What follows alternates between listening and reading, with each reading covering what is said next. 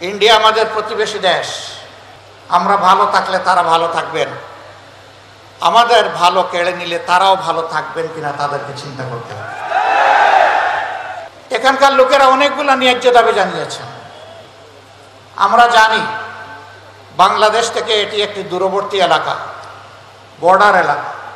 এই বর্ডার এলাকায় এই কেবল 2-3 দিন আগে আমাদেরই এক সন্তান হাসিনুর রহমান, সে একজন অতি সাধারণ শ্রমিক মানুষ, এক ভাই এক বোনের সংসার, বাড়িতে এসেছিল 5 দিন আগে, গিয়েছিল গবাদি পশুর জন্য সীমান্তের কাছাকাছি একটু ঘাস কাটতে।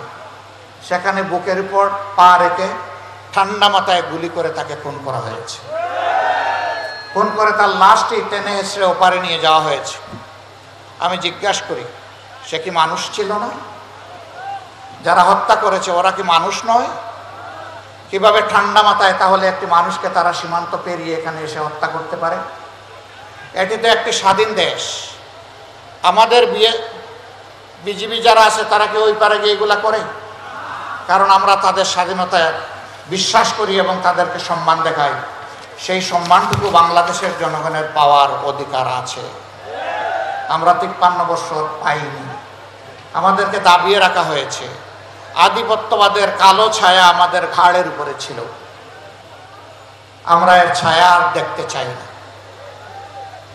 ইন্ডিয়া আমাদের প্রতিবেশী দেশ, তাদের সাথে আমরা সম্প্রীতি এবং পারস্পরিক শ্রদ্ধা ও সমতার ভিত্তিতে আমরা প্রতিবেশী হিসাবে এখানে বসবাস করতে চাই।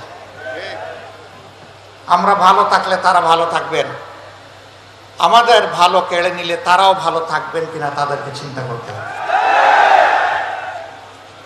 আমরা দেখতে চাই আমরা উভয়ে ভালো থাকব, সেই পরিবেশ ইন্ডিয়াকেই নিশ্চিত করতে হবে। আমাদের ন্যায্য অধিকারগুলো দিতে হবে। তিস্তার কারণে প্রতি বছর উত্তর জনপদের মানুষ বর্ষা মৌসুম আসলেই আতঙ্কে থাকে, কি হবে আজ আমাদের কপালে। তিস্তা পাড়ের অনেক মানুষ ভালো করে একটা ঘর বাড়িও তৈরি করে না, কারণ জানে বন্যার স্রোত তার তিস্তাতে ভাসিয়ে আমাদেরকে নিয়ে যাবে। এই দুঃখ মুছে যাক আমরা চাই। এই জন্যে তিস্তা মহাপরিকল্পনা কোনো ধরনের চক্রাঙ্গানোর তোয়াক্কা না করে, গড়িমাসি না করে অবিলম্বে তা বাস্তবায়ন করতে হবে। ব্রিটিশ আমল থেকে এখানে এয়ারপোর্ট ছিল, এখন মৃত্যুবরণ করে পড়ে আছে। আমরা বলি এই এয়ারপোর্টকে জীবন দিতে হবে। এখানে এরোস্পেস ইউনিভার্সিটির টেম্পোরারি ক্যাম্পাস চলছে। একজন বলেছেন আমরা শুনতে পাচ্ছি এই এলাকার মানুষকে বঞ্চিত করে এটা অন্যত্র সরিয়ে নেওয়া হবে। আমরা বলি আগে যারা করেছে তারা চিন্তা ভাবনা করেই এখানে করেছে, অতএব এটা যেন এই জায়গা থেকে কোথাও সরে না যায়। আরো 3টা দরকার হলে আপনারা গড়ে তুলুন, কিন্তু এটা সরানো চলবে না। তার পাশাপাশি এখানে স্থায়ী ক্যাম্পাস গড়ে তুলতে হবে। আর অস্থায়ী ক্যাম্পাসে চলুক, এইটাও জনগণ দেখতে চায়। কারণ অস্থায়ী থাকলে সবসময় একটা আতঙ্ক থাকবে, কখন জানি এটা হাইজ্যাক হয়ে যায়। আমরা এই জন্য অতি দ্রুত স্থায়ী ক্যাম্পাস গড়ে তোলা হয়েছে, তা আমরা দেখতে চাই।